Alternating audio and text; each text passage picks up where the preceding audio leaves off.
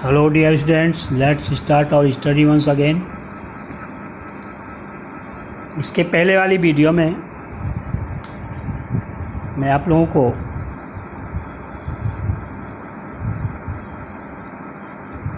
The secret of success health and power नामक chapter जो है उसको पढ़ाया हूँ और सभी चैप्टर्स जो हैं इनका मैं आंसर भी आप लोगों को लिखवा दिया हूँ, शॉर्ट आंसर टाइप क्वेश्चन तीनों चैप्टर्स का। इसमें जो वोकैबुलरी है वो नहीं करवाया हूँ, तो अब लगातार 3 दिन में ये सोच रहा हूँ कि तीनों पाठ की वोकैबुलरी भी हो जाए, जिससे कि इन तीनों पाठों का झंझट खत्म हो जाए। तो चलिए देखते हैं। पहला जो ऐसे है a girl with a basket, उसकी जो एक्सरसाइज है उसे हम लोग करेंगे। तो इसमें पहला देखिए दिया है वोकैबुलरी। अब वोकैबुलरी में आप लोग जानते हैं शब्दकोश उसका मतलब होता है। शब्दकोश में आपको सिनोनिम, पर्यायवाची, एंटोनिम्स, विलोम, होमोफोन्स, होमो माने समान, फोन माने ध्वनि, समान ध्वनि वाले, तो antonym, synonym, homophones, idiom and phrase, मुहावरा जिसको कहते हैं, तथा वन वर्ड सब्स्टिट्यूट, वाक्यांशों के लिए शब्द। ये पांचों चीज आपके कोर्स में आता है। तो प्रोज बुक में भी यह ध्यान रखते हुए वैसा ही उदाहरण दिया गया, वैसी एक्सरसाइज दी गई है जो एग्ज़ाम में आती है। जैसे पहला इन्होंने देखिए पहला इन्होंने दिया है वाइन। कह रहे हैं बिलो आर, देखिए लिखा क्या है, below are some pairs of words. नीचे शब्दों के कुछ जोड़े हैं। Use them in your own sentences, उनका उपयोग अपने वाक्यों में करिए। To make out the difference in their meanings, उनके अर्थों में अंतर स्पष्ट करने के लिए। मतलब वाक्यों की जोड़ियाँ दी गई हैं, शब्दों की जोड़ियाँ दी गई हैं जिनका प्रोनाउंसिएशन एक जैसा है, उच्चारण एक जैसा है, किंतु स्पेलिंग अलग है। और स्पेलिंग अलग होने के नाते उनका अर्थ भी अलग है। आपको प्रत्येक शब्द से एक वाक्य बना देना है। जैसे पहला शब्द दिया गया है वाइन और वाइन, तो आप लोग ऐसे लिखिएगा वोकैबुलरी ए में रोमन संख्या है वाइन और वाइन, ये है। आप ऐसे लिखिएगा जैसे मैं लिखा हूँ। अब कोई एक वाक्य ऐसा बना दीजिए जिसके माने शराब होता है, वाइन माने शराब। कोई एक वाक्य ऐसा बना दीजिए जिसमें शराब शब्द आ जाए, वाइन शब्द आ जाए। और कोई एक वाक्य ऐसा बनाइए ये वाइन आ जाए, वाइन माने लता। तो फिर कोई भी वाक्य बनाया जा सकता है। आप कह दीजिए drinking wine is bad habit, शराब पीना गंदी आदत है। कह दीजिए wines are prepared in different ways, शराबें विभिन्न तरीक़े से बनाई जाती हैं। कोई एक वाक्य बना दीजिए जिसमें वाइन शब्द आ जाए, और एक वाक्य बनाए जिसमें वाइन माने लता शब्द आ जाए।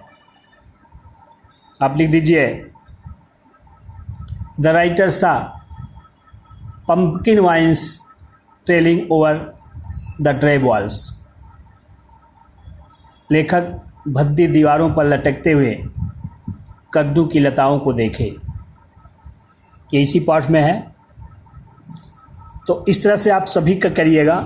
मैं मीनिंग बता दे रहा हूँ, वाक्य आप बनाइएगा।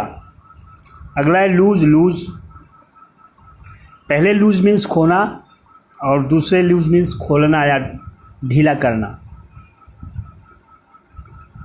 तो कोई एक वाक्य बनाओ जिसमें लूज का कोई भी फॉर्म आ जाए। ये जरूरी नहीं कि लूज शब्द हो, उसका पास्ट फॉर्म भी हो सकता है, पास्ट पार्टिसिपल फॉर्म हो सकता है।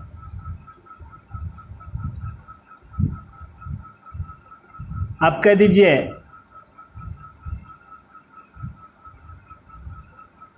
We must not lose our patience in danger. हमें खतरे में अपना धैर्य नहीं खोना चाहिए। दूसरा वाला जो लूज है, इसके माने ढीला। तो कद ये लूज दैट रोप, उस रस्सी को ढीली कर दीजिए। समझे? कोई भी वाक्य बना दीजिए। ये मैं बता रहा हूँ, कोई ज़रूरी नहीं कि आप वही बनाइएगा। जो आप सोच पाएंगे उस समय वो बनाइएगा। प्लेन। प्लेन, पहले वाले प्लेन माने समतल मैदान, और दूसरा वाला जो प्लेन है PLANE, उसके माने जहाज। एक वाक्य बनाइए, कह दीजिए, it was the plain of upper Ganga. It was the upper plain of the Ganga. ये प्लेन, दूसरा वाला। तो आप लिख दीजिए, there was no space in the plane. जहाज में जगह नहीं थी। फीट। फीट, पहले वाले फीट माने बहादुरी का कार्य, और दूसरे वाले फीट माने पैर। तो कोई वाक्य बनाए इसमें ये फीट आ जाए, एक वाक्य बनाए इसमें यह फीट आ जाए। इसके मतलब बहादुरी का कार्य, और इसके मतलब पैर। आप कह दीजिए कि Maharana Pratap performed. Maharana Pratap performed the feats perform the feats for his own freedom. दूसरा वाला फीट माने पैर। कोई वाक्य बनाए जिसमें पैर शब्द आ जाए। तो आप ये कहिए,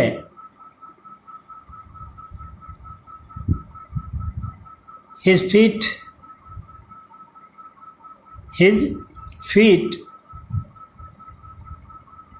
were without shoes or slippers. His feet were without shoes or slippers. अगला है रूट। रूट, ROOT, रूट माने जड़, ROUTE, रूट माने मार्ग। तो कोई एक वाक्य बनाइए जिसमें रूट ROOT आ जाए। कोई एक वाक्य ऐसा बने जिसमें ROUT आ जाए। तो आप कह दीजिए, there are many kinds of roots in the trees. पेड़ों की जड़ें कई प्रकार की होती हैं। अगला route, this route is not very easy. This route is not convenient. यह रास्ता बहुत आसान नहीं है, यह रास्ता बहुत सुविधाजनक नहीं है। मतलब कोई वाक्य बना लीजिए, अर्थ स्पष्ट होना है, बाकी आपका कोई मतलब नहीं है। बी वाला देखिए, करें fill in the blanks with suitable words given below. खाली स्थानों में नीचे दिए गए शब्दों से, नीचे दिए गए उचित शब्द से खाली स्थानों को भरिए। तो मीनिंग आपको पता होनी चाहिए। शब्द दिए गए हैं रिंग, सून, बास्केट, अनस्किल्ड, रेफ्यूजीज। तो आप रिंग माने पिघला देना, द्रवित कर देना। मीनिंग जानिए पहले, जब मीनिंग जानेंगे तब आप कहाँ ये जाएगा, किस वाक्य में सेट होगा, आप समझ जाओगे। सून माने जल्दी, बास्केट माने टोकरी, अनस्किल्ड माने अकुशल या अकुशल ही कहिए, और रेफ्यूजीज मतलब शरणार्थी। तो अब पहला वाला वाक्य है, the children selling baskets were sons and daughters of these. टोकरियों को बेचते हुए बच्चे इन डॉट डॉट डॉट के पुत्र और पुत्रियाँ थी। तो किसके पुत्र और पुत्रियाँ थी, इस पांचों में से क्या बनेगा, पता चला रेफ्यूजीज है। ये रेफ्यूजीज शब्द आप यहाँ लगा करके भर देंगे पूरा वाक्य लिखते समय।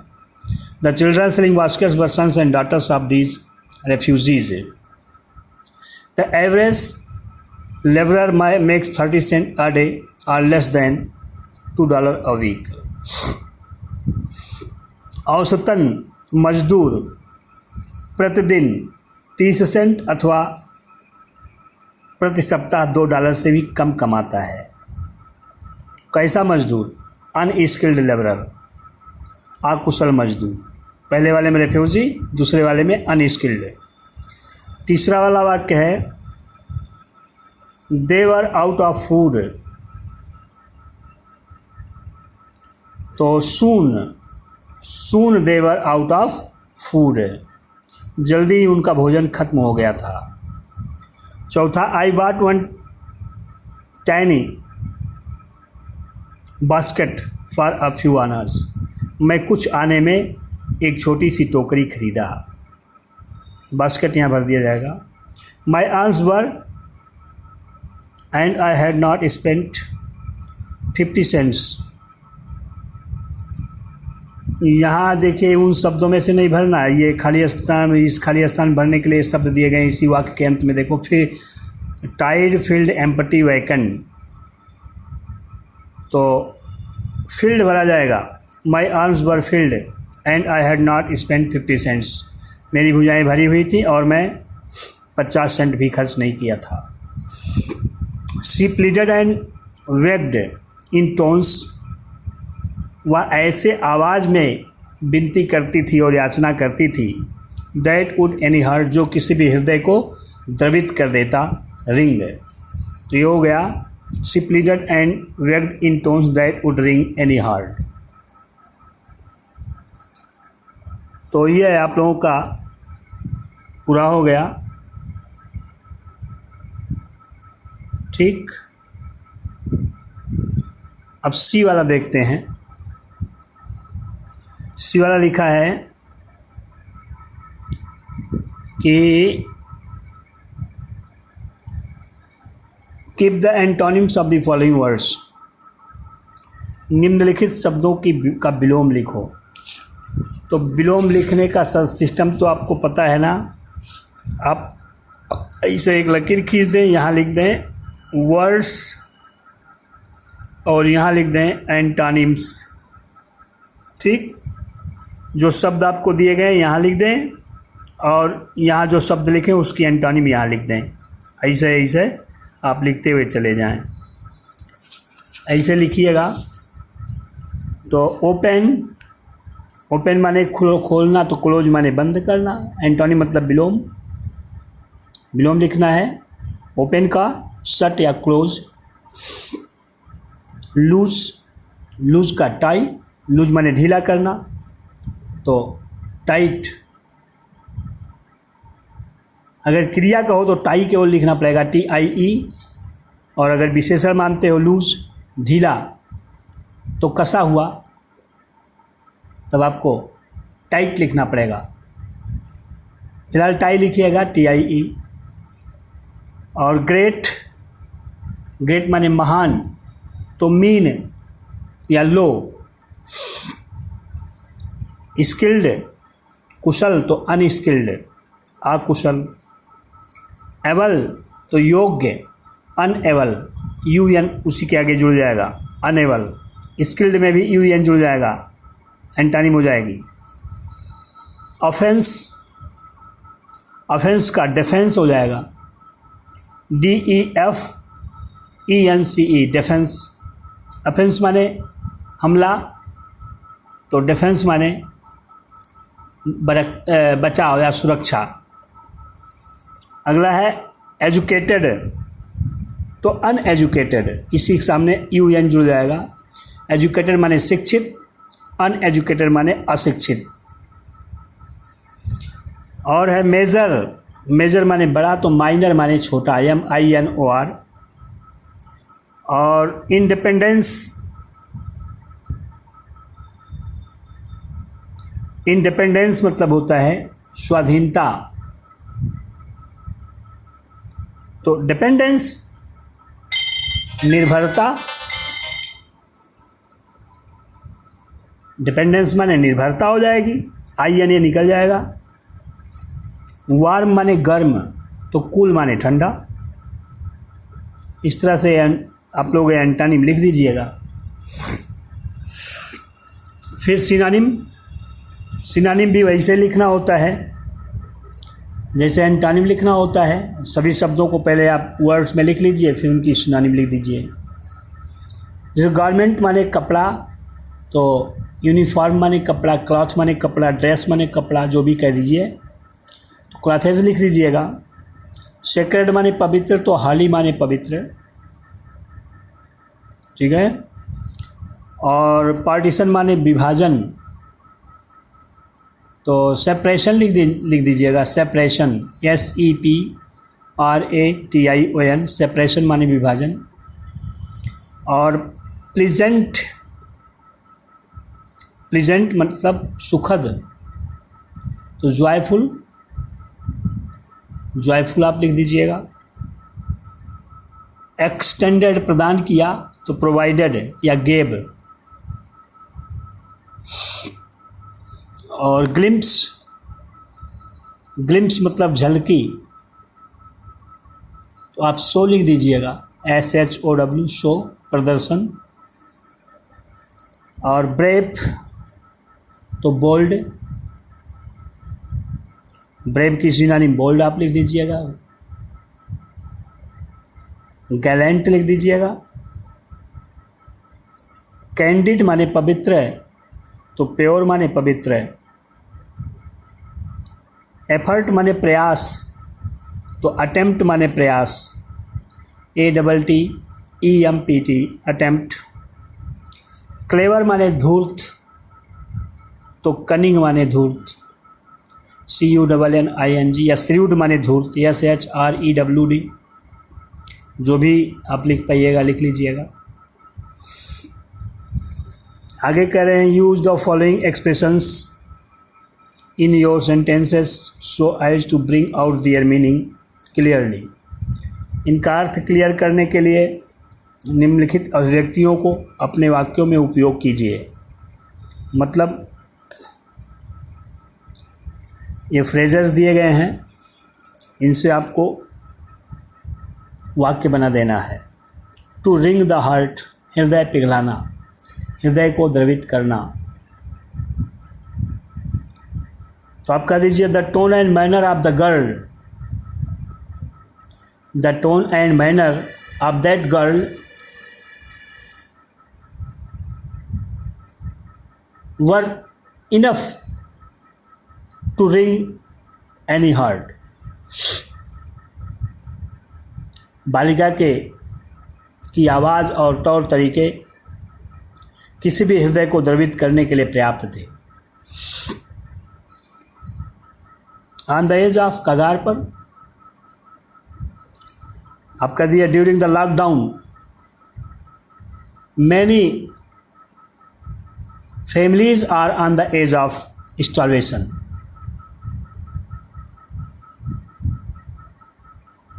लॉकडाउन के दौरान बहुत से परिवार भुखमरी के कगार पर हैं। To catch a glimpse of, किसी की झलकी देखना।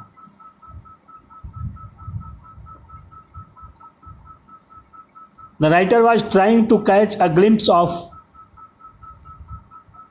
The feelings among the Indian people। अगला है a handful of, एक मुट्ठी भर।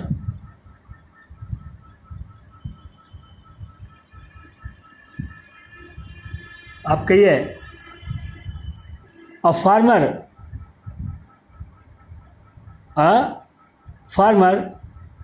does not waste even a handful of his grain। कोई किसान अपने अनाज का एक मुट्ठी भर भाग भी नष्ट नहीं करने देता, बर्बाद नहीं होने देता। इस तरह से अब एफ वाला देखें। In the fable the earn stands for, ये इसी में से भर देना है, 4 विकल्प दिया गया है। इन द फेबल, पशुपक्षियों की कहानी में, द आंट स्टैंड्स फॉर, चींटी प्रतिनिधित्व करती है, किस चीज़ का प्रतिनिधित्व करती है? हार्डवर्क का, काइंडनेस का, एन्जॉयमेंट का, आइडलनेस का। आइडलनेस माने आलस, एन्जॉयमेंट माने आनंद, काइंडनेस माने दयालुता, हार्डवर्क माने कठिन परिश्रम। तो चींटी जो थी वो किस चीज़ का प्रतिनिधित्व करती थी? हैं? पता चलेगा कि कठिन परिश्रम का प्रतिनिधित्व करती थी, वो कठिन परिश्रम का प्रतीक थी। आप ये हार्ड वर्क जो है यहाँ ले आकर के लिख देंगे फार के बाद। अब जी वाला है, फिर इन the blanks in the following sentences selecting the most suitable words from those given with in the brackets. Bracket में दिए गए शब्दों से सबसे अधिक उचित शब्दों को चुनकर निम्नलिखित वाक्यों को के खाली स्थान को भरो। मतलब वाक्य दिया गया है, वाक्य के बाद खाली स्थान दिया गया है, वाक्य में खाली स्थान दिया गया है, और प्रत्येक वाक्य के बाद ब्रैकेट में 3-3, 4-4 शब्द दिए गए हैं। उसमें से कौन सा ज़्यादा सुटेबल है उसी को आपको ले आकर के खाली स्थान में भर लेना। इस तरह का आपके एग्ज़ाम में आता है। 4 नंबर का आएगा। अगर चारों आप सही लिख दिए तो 1 नंबर उसमें से कटेगा नहीं, पूरा आपको 4 नंबर मिलेगा। देखिए पहला है the people of India have a, Bharat के लोग रखते हैं फॉर इंडिपेंडेंस, स्वाधीनता के लिए। अब क्या रखते हैं? होप, आशा रखते हैं, पैशन, लालसा रखते हैं, हेटेड, घृणा रखते हैं, ग्रेटिट्यूड, कृतज्ञता रखते हैं। क्या रखते हैं? पता चला कि पैशन रखते हैं। ये दूसरा पैशन यहाँ आ जाएगा। आप लिख देंगे the people of India have a passion for independence, Bharat के लोग स्वाधीनता के प्रति लालसा रखते हैं। दीज वर चिल्ड्रन, ये बच्चे थे। कौन से बच्चे थे? रिच, अमीर बच्चे थे, पुअर, गरीब बच्चे थे, रेफ्यूजी, शरणार्थी बच्चे थे, ऑनेस्ट, ईमानदार बच्चे थे। रेफ्यूजी चिल्ड्रन हो जाएगा, शरणार्थी बच्चे थे। आई एन अमेरिकन वाज, करें आई एन अमेरिकन वाज, मैं एक अमेरिकी था। The most promising market they had seen, सबसे अच्छा ग्राहक जिसे वे देख लिए थे। तो डाउटलेस भरा जाएगा, सर्टेनली भरा जाएगा, नेसेसरली भरा जाएगा, डिफिनिटली भरा जाएगा। क्या भरा जाएगा? कोई भी भर देंगे, वाक्य का अर्थ आपका बन जाएगा, लेकिन आपको वो भरना है जो आपके टेक्स्ट में दिया है, जो आपके पाठ में दिया गया है। तो पता डाउटलेस दिया गया है। ठीक है, आप लिखेंगे I an American doubtless the most was doubtless the most promising market they had seen। अगला है the children selling baskets were sons and daughters of these। the children selling baskets, टोकरियों को बेचते हुए बच्चे, were sons and daughters, पुत्र और पुत्रियां थीं, of these, इन, किसके? इसमें चारों में से कुछ भी नहीं है। रेफ्यूजीज भरा जाएगा। यहाँ चारों विकल्प गलत है। आप इसमें एक विकल्प रेफ्यूजीज देना चाहिए था, नहीं दिया गया है, तो आप यहाँ रेफ्यूजीज ही भरिएगा। The children selling baskets were sons and daughters of these refugees. तो कलियों को बेचते हुए बच्चे इन शरणार्थियों के संतानें थीं। They lived in cloth and sheds that line the streets. वे कपड़े के और तंबुओं में, किस किस की चीज़ के, शेड माने छाया, तंबू, रहते थे। दैट लाइन द स्ट्रीट्स, जिनकी गलियों में कतार लगी हुई थी। तो इसमें पता चला ग्रास भरा जाएगा, लिखेंगे दे lived in cloth and grass sets that line the streets. Iron means लोहा, ये लिखा नहीं जाएगा। स्टोन मीन्स पत्थर, ये सही नहीं है। सीमेंट मीन्स सीमेंट, ये भी नहीं सही है। ग्रास मीन्स ग्रास, घास, ये सही है। तो इस तरह से आप, ये हो गया दे lived in cloth and grass sets that line the streets. आप लोग ये एक्सरसाइज अपनी कॉपी में अपडेट करके रखिएगा। फिर अगली वाली वीडियो में सेकंड लेसन की एक्सरसाइज बताई जाएगी। धन्यवाद।